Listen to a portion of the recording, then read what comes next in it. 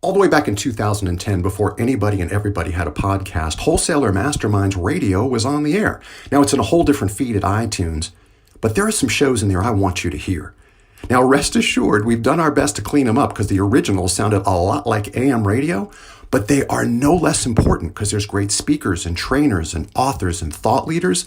And that's why in this feed at the new Wholesaler Masterminds Radio show, we're going to start dropping in our archived series. And you'll see that designated in the feed. So please enjoy. Welcome to the only podcast on the planet dedicated to exploring the art, science, and lifestyle of wholesalers and their leaders. This is the new Wholesaler Masterminds Radio Show. I'm your host, the founder of Wholesaler Masterminds, Rob Shore. Wholesalers, welcome to another episode of Wholesaler Masterminds Radio. Wholesalers, I was looking at my Facebook feed, and Jim Kukral had sent out a congratulatory note about one of his friends that came out with a book. So, Jim, shout out to you. And I looked at the name of the book, and as soon as I saw the name of the book, Wholesalers, I knew that this is somebody I had to have on Wholesaler Masterminds Radio.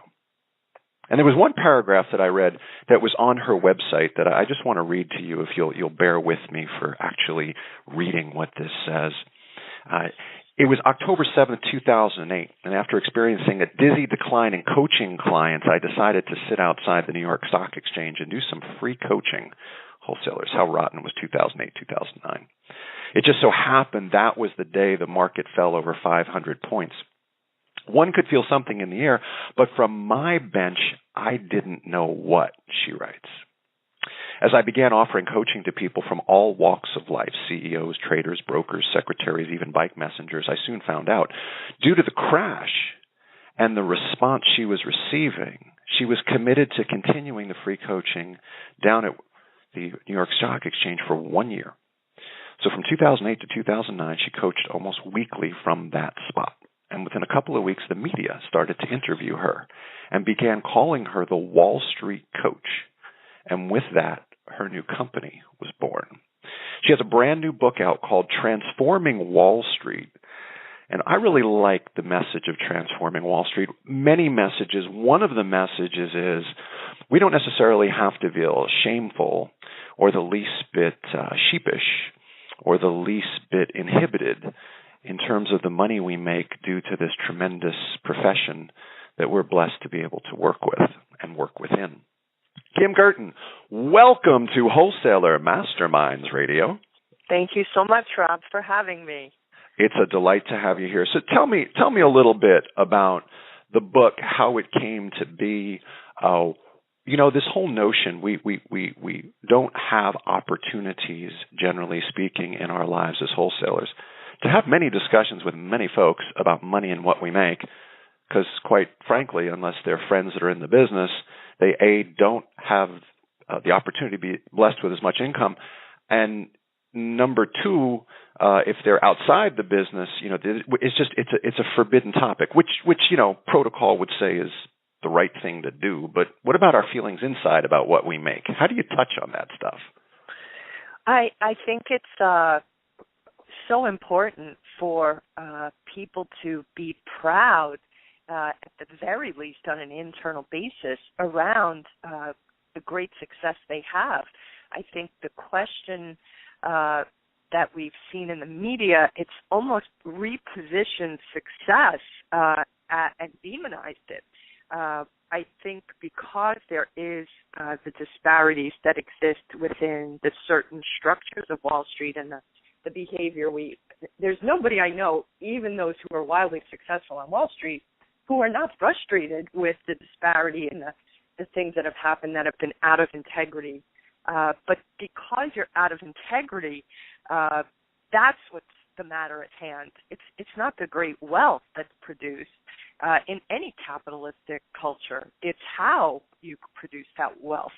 So I was responding by writing this book to say there's nothing wrong with great success. And in fact, if we begin to position capitalism or great success or great wealth as bad or wrong, we're in dangerous territory. That the question is the integrity and the place we come from, the motive behind it. That's the place that needs to be looked at. We need to not disparage people or make people wrong because they've had great success. And that was why I said I had to write this book, because I'm a true blue capitalist, and being an integrity and being a capitalist to me are completely congruent. So we're roundly vilified for being in the financial sector from those that aren't in the financial sector. And oftentimes we are called on the carpet for being capitalists because capitalists are associated with evil. Isn't that the true statement? Yes, I agree with you. And I part of what I discovered in the research of this book is that the father of capitalism, Adam Smith himself, has been really misrepresented to the public at large.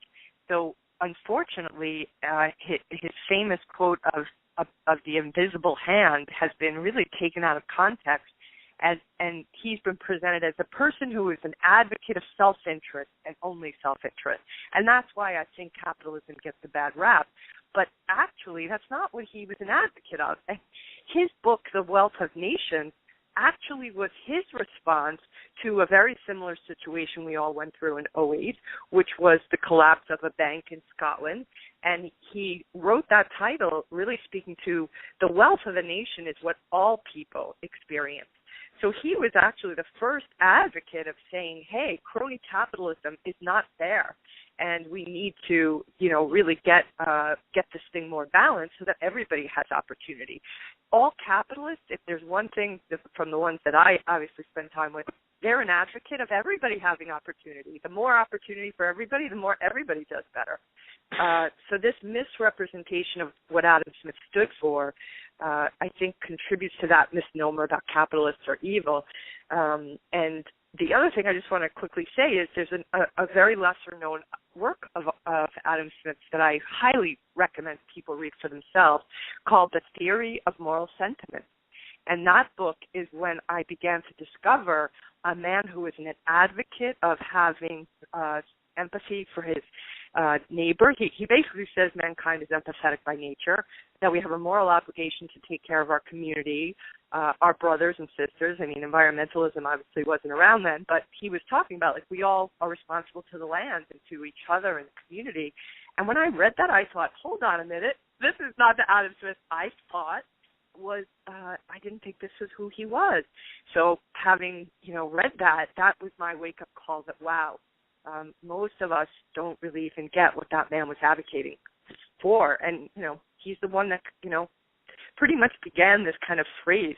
He himself, was that kind of a human being. So anyway, I will stop there, but you get it. You get it. No, I appreciate that. Let's talk a little bit about how you arrived at some of your conclusions, because these are not just the writings and findings from your time sitting in front of the New York Stock Exchange 2008, 2009. You did a host of interviews, and you interviewed some wildly successful and moneyed folks to get your data that supports this. So give us give us a thumbnail sketch, not too far down because we don't have time, but a thumbnail sketch of some of the folks that you spoke to, and maybe what some of your aha moments were in speaking to them, because we're talking about, millionaires and billionaires that you had access to. Give us some insights into that. I think what the biggest insight was, for example, just speaking to Bill Ackman, right?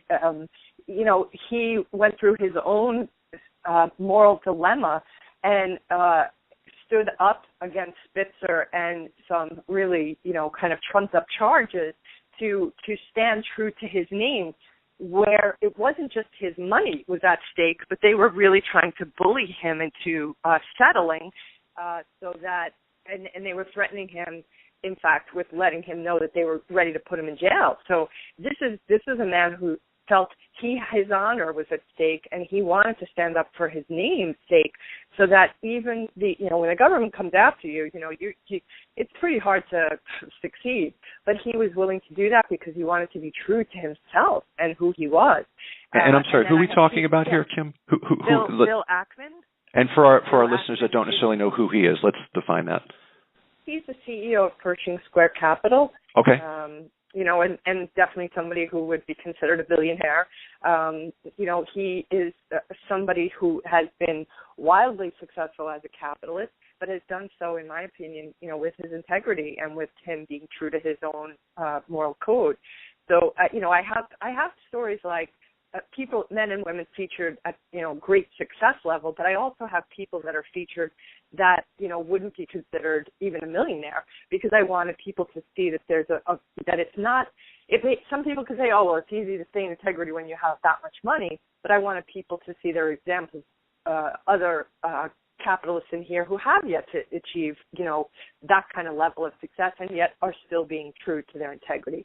The biggest lesson is that who we are on the inside determines, wealth and meaning, right? So wealth, in my opinion, is more than just monetary. It's about relationships that are healthy. It's about a sense of peace of mind, a sense of looking yourself in the mirror and being proud of who you are and how you operate when nobody's looking. Those are the qualities that I saw these Wall Street 50, or what I call the 50 I feature, all have in common. They have spiritual intelligence, not just emotional intelligence, but they're able. Spiritual intelligence is a term Cindy Wigglesworth has defined recently, the SQ21. And what that meaning is for her, she's described it as being able to stay, with equanimity in the face of great volatility. And that's the common quality I found among all of them. That the money doesn't make them who they are. It's kind of it's sort of something that develops from living a certain lifestyle. And coming from this place of money's not bad or evil, it's energy. It's an energy that, you get. I'm of the opinion the more money you have, the more impact you can have for the better on this world. So yeah. Let's segue a little bit off of what you just talked about, and there's a title on your website of one of the topics that you speak about, and it has some interest, I know, to me, and I'm certain to our listeners. Authenticity, the unexpected key to revenue. It's almost incongruent that the phrase of authenticity leads to a key to revenue. How does authenticity help me? How does authenticity, make me more money, get me more relationships, build deeper relationships? How does that work? Because so often, especially for some folks that are listening that early in their careers maybe went through classic sales training. I was just on the phone with a client yesterday, and we were talking about classic sales training they went through when they were youngsters. And so much of that is quite inauthentic.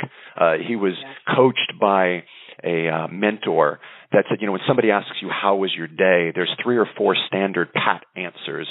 And then he said to me, how about if I just tell the truth? Not necessarily that, I just, my cat just got run over and I'm having a terrible day, because we don't have to bring that into our client's life. But how does authenticity play into this? Authenticity is about trust, ultimately. And at the end of our day, our clients, whether we work in an organization or working on our own, it's all about trust. Who do you trust? I trust the people that are real with me. It doesn't mean exactly like you said. You have to be like, my wife served divorce papers on me this morning. That's just a little more information that's needed in that moment. But to be authentic, to be like, today's a tough day for me. If you are able to be that genuine with a person across from you, that will it gives them a sense that, wow, he's somebody that's real. He's somebody that if he can be honest with me in this moment, and not just give me a standard, I'm fine, then that may be somebody I can trust and I can connect with, because we're all human. No matter how wildly successful or brilliant we are, we're going to have rough days. We're going to have periods in our life that are not so great. And stuff's going to happen with our clients, right? It's not going to always go perfect. But it's like, how do you handle things when they're not perfect? Are you going to be real with me? Are you going to be honest? Are you going to call me and pick up the phone? Or are you going to hide and not talk about it? If you tell me you're the kind of guy that's going to be there even when the blank hits the fan, then I'm going to much more be willing to trust you.